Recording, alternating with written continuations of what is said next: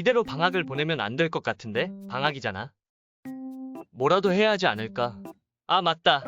선생님께서 읽어보라고 하셨던 책이 있었지. 그래, 조금 어렵더라도 책 한 권 읽어보자. 휴, 다 읽었는데 뭔지 하나도 모르겠는 이 느낌. 이게 뭐지? 철학상담소? 펠리치타스 상담소. 세계적인 철학자들로부터 상담을 받을 수 있는 기회. 지금 당장 펠리치타스 철학 상담소로 오세요. 필요사항. 이 글을 본 이후로 당신의 고민사항과 관련된 내용은 자동으로 영상으로 기록되어 상담소로 전송됩니다. 고민사항은 최대 3가지이며 철학자님들의 건강 상태를 고려하여 상담 시간은 10분으로 제한합니다. 방학 때 할 것도 없는데 여기나 가볼까? 마침 학교 생활에 관해서 고민이 있는데 잘 됐다. 저 상담 받으러 왔는데요. 네, 안녕하세요. 마침 지금 상담사 분들이 다 계시니 안쪽 1번 방으로 들어가시면 됩니다. 아, 그리고 약간 정신이 몽롱해질 수 있으니 조심하시고요. 정신이 몽롱하다고? 어쩔 수 없지. 그냥 해보자. 저 잠시만요. 들어가겠습니다.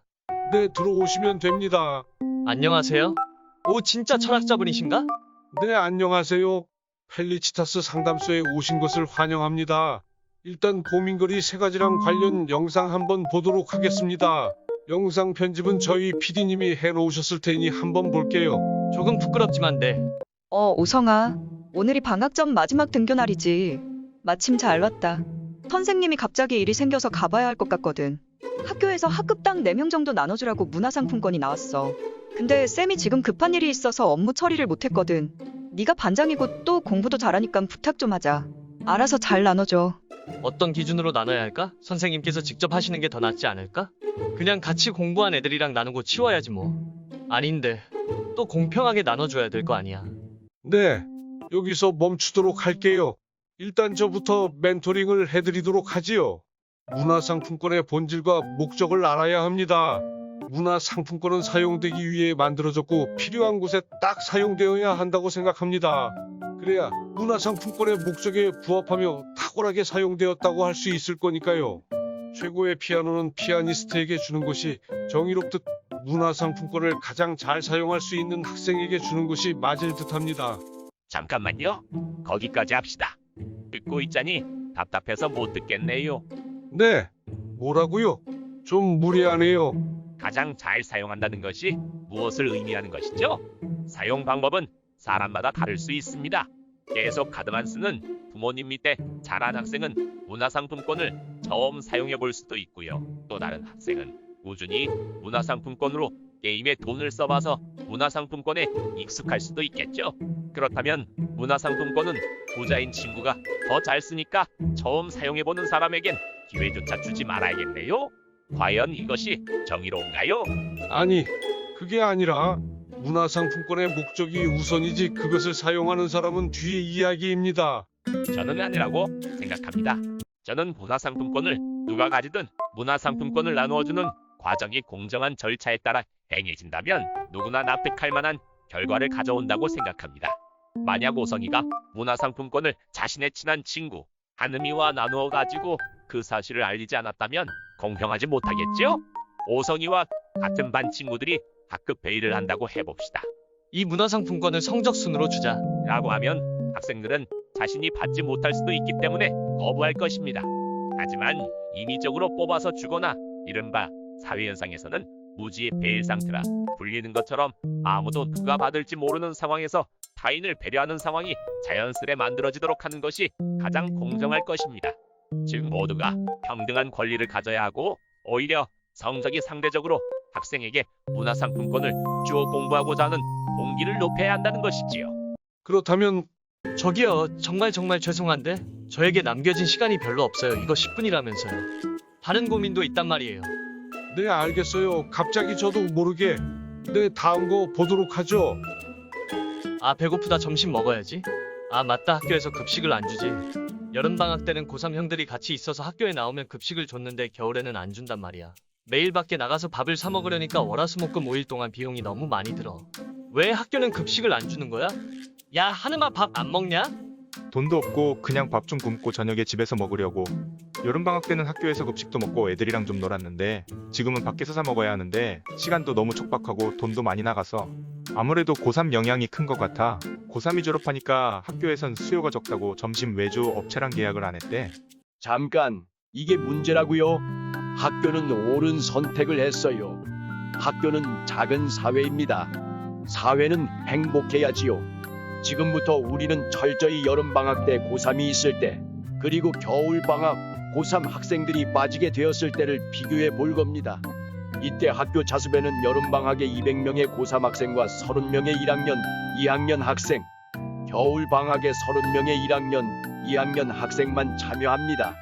사람 한 명의 쾌락을 1이라고 했을 때 200명의 고3 학생의 쾌락은 200이며 여름방학에서의 쾌락의 총합은 230, 겨울방학에는 30이 되죠. 여름방학의 쾌락의 총량이 훨씬 많습니다. 이건 잘못된 주제 선정 같네요. 얼른 다음 것 보시죠. 조금 피곤한데. 무슨 말씀을 그렇게 하세요? 과연 단순히 쾌락의 총합으로 학생들의 행복이 결정되나요? 소크라테스 같이 훌륭하게 자랄 학생들에게 있어 한 명의 밥은 무엇보다도 중요합니다. 쾌락의 총합도 물론 중요합니다. 근데 지금 보세요. 학생들은 점심을 밖에서 먹기 때문에 시간이 빼앗기고 부모님께 용돈을 더 받아야 하는 등 연쇄적인 작용이 일어납니다.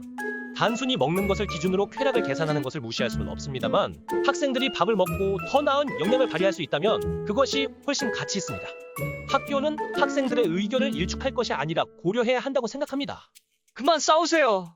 솔직히 저는 밀학자님의 견해에 좀 더 공감을 합니다. 하지만 만약 급식을 제공하게 된다면 경제적 문제가 발생하기에 그 손실도 고려해야 한다는 단점이 있긴 하네요. 근데 질문이 있어요.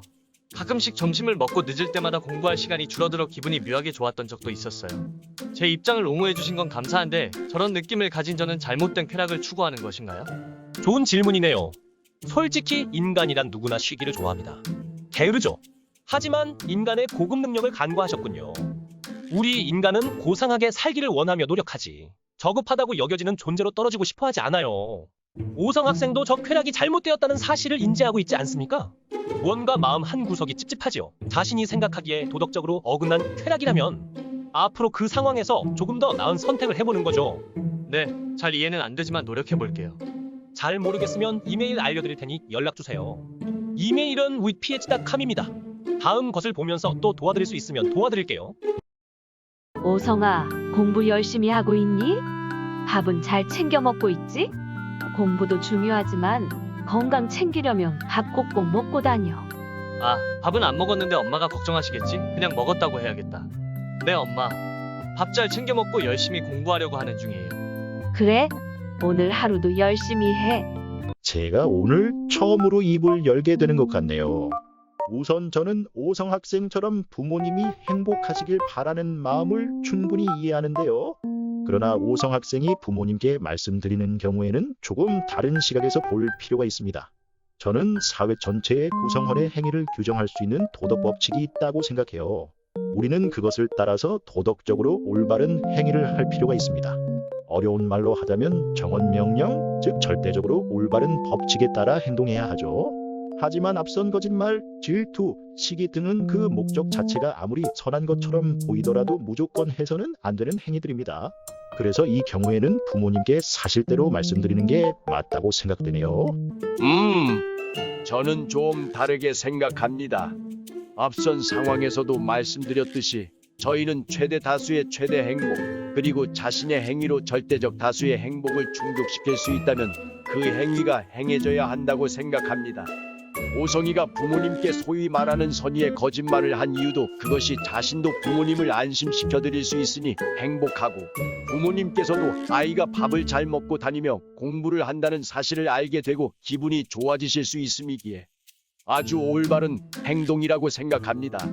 만일 부모님께 사실대로 말한다면 오히려 마찰을 빚어 또 다른 갈등을 낳게 되고 행복과는 거리가 먼 상황이 벌어질 수도 있으니 말이죠. 아니요. 절대로 도덕에 있어서는 예외를 두면 안 됩니다. 아무리 동기가 선하더라도 거짓말이라는 수단은 도덕 자체를 무너뜨릴 수도 있는 아주 부정적인 속성을 지닌 것입니다. 하지만 극단적인 예시로 친구를 죽이려는 암살자가 추격해 와서 집 안으로 달아났냐고 묻는 경우 우리는 2시간 전 저 가게 앞을 지나가는 것을 보았습니다 라고 사실을 말하면서도 잘 대처할 수 있겠죠. 네, 이제 된 것 같아요. 그만하셔도 될 것 같아요. 이제 9분 50초라고요? 궁금한 게 많지만 다음에 또 오도록 하겠습니다. 아, 그리고 다음에는 좀 제 이야기도 들어주셨으면 좋겠습니다. 감사해요. 10분 약속 시간이 다 되었습니다. 일어나 주세요. 여기가 어디죠? 제가 뭔가 꿈을 꾼 것 같은데요. 혹시 꿈의 내용이 생생하게 기억나시나요? 내 생각보다 생생한 꿈이었어서 그런지 기억이 잘 나네요. 다행이네요. 고민이 많이 해결되셨으면 좋을 건데 혹시 소감 한마디 해주시겠어요?